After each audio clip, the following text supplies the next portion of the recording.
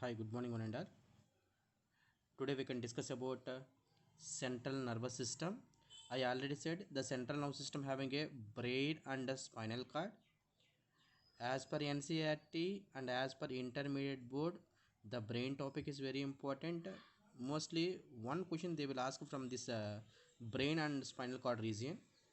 See, the brain, what is the origin? Ectodermal origin. Why? Because in embryonical stage, they having a ectoderm, mesoderm, and endoderm. From the ectodermal cells, the brain and the spinal cord formation is takes place. Now, see, brain basically it is the site for the information processing and control, like our system as per CPU, and it is protected by the cranial cavity. Cranial cavity means cranial bones. I already said temporal, parietal, occipitals, and also the brain is covered by the three membranes. One, two, three. Three membranes. These three membranes is called as a meninges. In this, the outer membrane is called as a dura mater. Middle one is called as a arachnoid matter. Inner one is called as a pia matter. Now, this is the brain. The brain outer membrane is the dura mater. It is the double layer and the thick wall. Middle, somewhat thin wall, that is called as a arachnoid matter. And very close to the brain, that is the pia mater.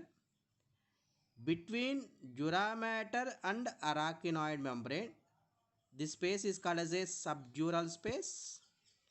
Between arachnoid membrane and pia mater, they having a space that is called as a subarachnoid space. This subarachnoid space is filled with what fluid means CSF, cerebrospinal fluid. This cerebrospinal fluid, it can protect the brain from mechanical shocks. Now, here the brain can be divided into three major parts. One is the forebrain, another one is the midbrain, another one is the hindbrain. Among these three, the largest one is the forebrain. Now, first we can discuss about the forebrain. This forebrain having a three parts, that is the olfactory bulb. The second one is the cerebrum, and third one is the diencephalon. Among these three, the largest one is the cerebrum. Now, first we can go for the olfactory bulb. What is the main use of the olfactory bulb? Means it is mainly useful for the smelling. See, this one is the nasal cavity. The anterior, they having a small bean shaped like part is present, that is called as a olfactory bulb. This olfactory bulb is connected with the olfactory epithelial cells. This olfactory epithelial cells can send the message to the central nervous system. There we can see the, we can pertaining to smell. Then the second one is the cerebrum, is very important. Now see, cerebrum is the major part of the brain. This cerebrum, now this part is called as a cerebrum. This cerebrum is divided into two parts by the presence of a longitudinal fissure.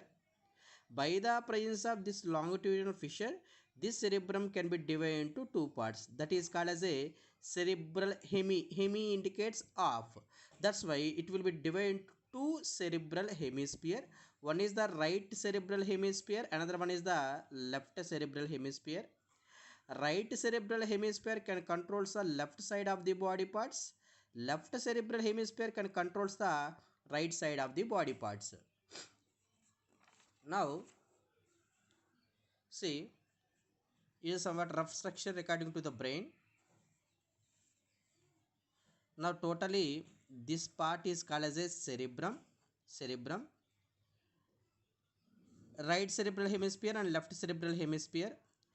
Right cerebral hemisphere and left cerebral hemisphere is connected by a fibrous tissue having a more myelinated sheaths. Now this fibrous tissue is called as a corpus callosum. That's why cerebral hemisphere internally connected by the wide a transfer wide myelinated bundle sheath is called as a corpus callosum. This cerebrum, the outer part is called as a cortex and inner part is called as a medulla. This cortex having a gray matter, medulla having a white matter. See, why the cortex having a gray matter means by the presence of more cell bodies of neuron.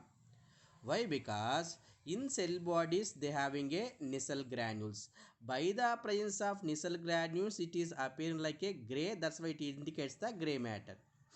And inner they having a white matter because more axons is accumulated. That axons having a what sheath? Myelinated sheath. Here the myelinated sheath mostly they can consist of lipids. Lipids indicates what? A simple fatty acids. Simple fatty acids is approximately white in color. That's why it is appearance is the white, that will be indicates the white matter. Now this cortex having a so many elevations and depressions. Now many convulsions are grooves. Now this convulsions or grooves is called as a gyri and sulci. By the presence of gyri and sulci, it can increase the surface area. Now this cortex,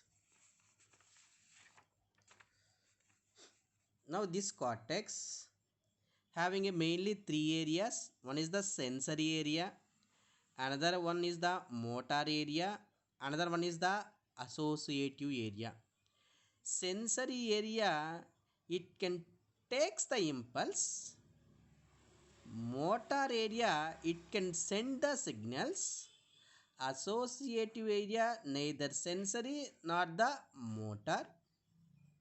Now this cortex area mainly useful for the memory and also useful for the communication department. Now if you come to the medulla region inner, the medulla having a four lobes, that is top of temporal, occipital, parietal, frontal. First we can go for the temporal lobe. Temporal lobe, again they having a three areas. One is the auditory, another one is the olfactory, another one is the vernix area. Auditory area is useful for hearing, olfactory area is useful for smelling, vernix area is useful for understanding of speech. If anybody is able to talk, you can understand that the voice is mainly because of the vernix area. And then occipital lobe. Occipital lobe having only one area, that is called as a visual area for seeing. And if you go for the parietal, this parietal lobe having a two areas. One is the somasthetic area, another one is the gustatory area. Somasthetic area is mainly useful for sensation, that is pain, pressure, temperature, and then for calculations, that somastic area is useful.